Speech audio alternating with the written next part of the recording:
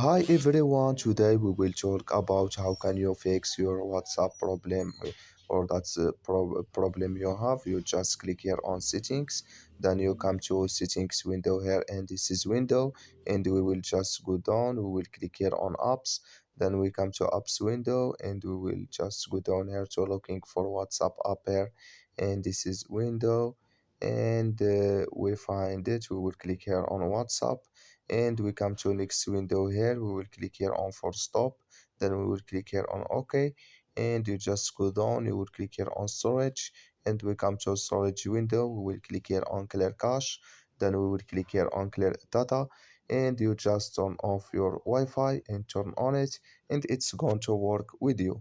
So that's all. Now you just follow this is way and it's going to work with you. I wish you I get it. Thank you for your watching. Don't forget to support us by liking, subscribe, and see you in next video. So thank you.